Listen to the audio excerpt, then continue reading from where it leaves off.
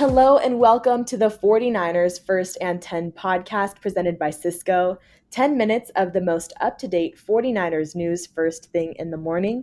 I'm your host, Brianna McDonald, and joining me today is special guest Dave Schroeder, who covers the Green Bay Packers. Thanks for joining the pod, Dave. Glad to be here.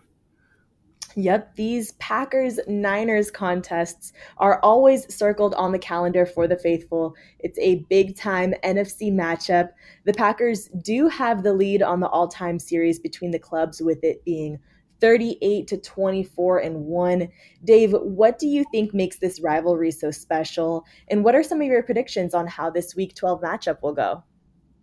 I think what makes it special is the fact that they've had so many postseason meetings. And in the 90s, the Packers had the upper hand a lot in the mid-90s. Then T.O., of course, had the catch. And now in the last dozen years, the Niners and Packers have met 5 times in the postseason. And much to the chagrin of everyone here in Wisconsin, the Niners have won every one of those contests. Yeah, and the 49ers are going to be hitting the road over to the historic Lambeau Field for Sunday's game. How do you think this Week 12 2024 matchup will go compared to what it's been like in the recent history?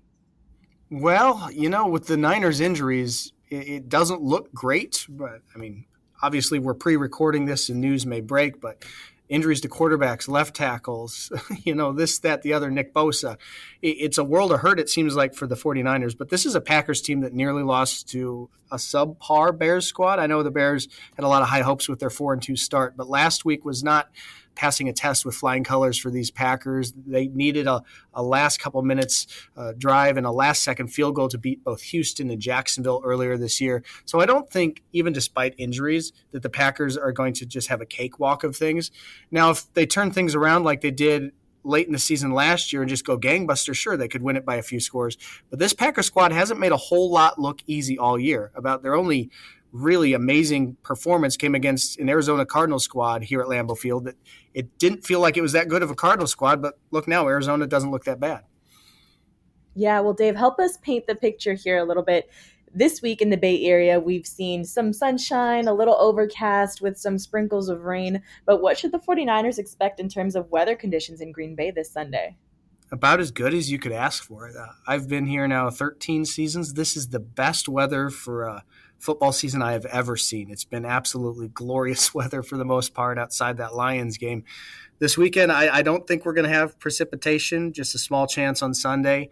Temperatures in the 40s. You could see 20s this time of year. So I think it's pretty good weather if you're a visiting team trying to avoid the Lambeau advantage that you often can see late in the season. It doesn't feel like the weather is going to impact the game too much.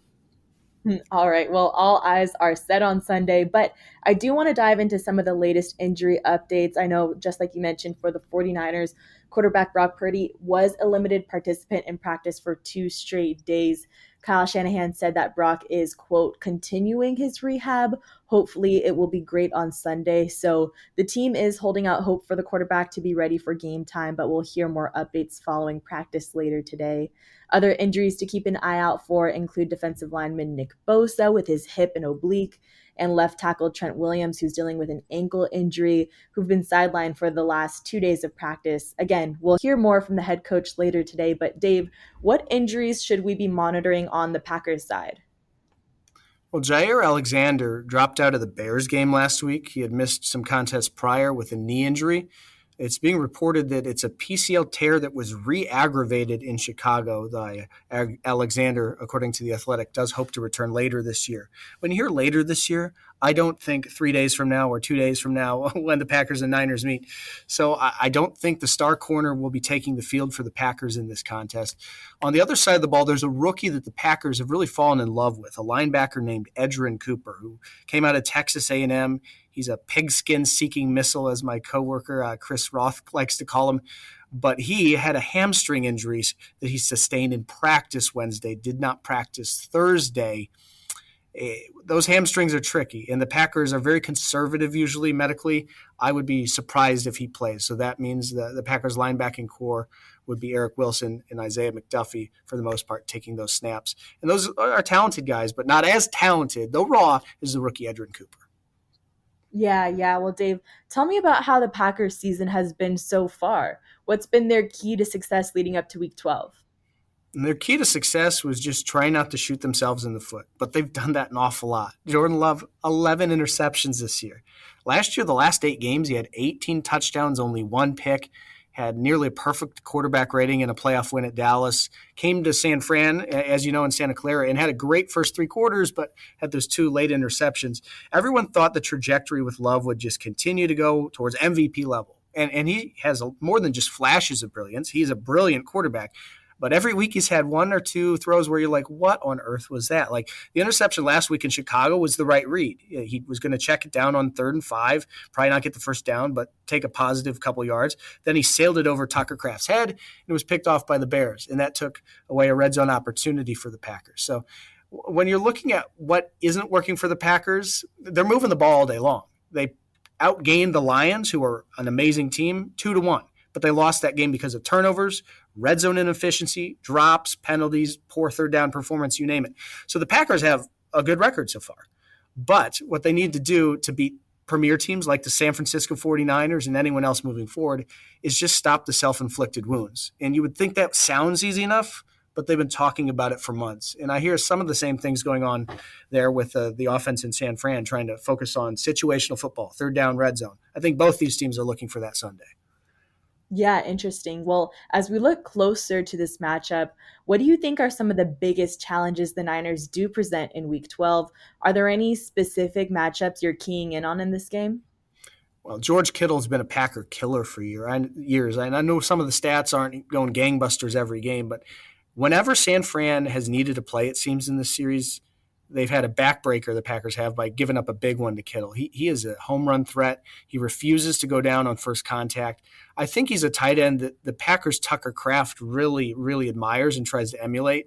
Tucker Kraft, the second-year tight end out of the Dakotas, a town that played, I believe, 7 or 8-man football in high school. He's had to go from that to FCS football to the NFL, and he's really catching on this year. And I see his ascendance on a very positive track. He wears number 85 as well.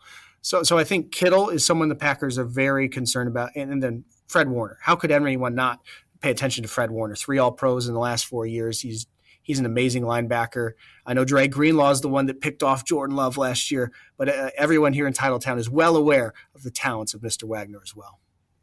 Yeah, definitely. There's a lot to look out for on Sunday. But Dave, thank you so much for joining me today. Faithful, don't forget to tune into the Packers 49ers game on Fox at 1:25 p.m. Pacific time.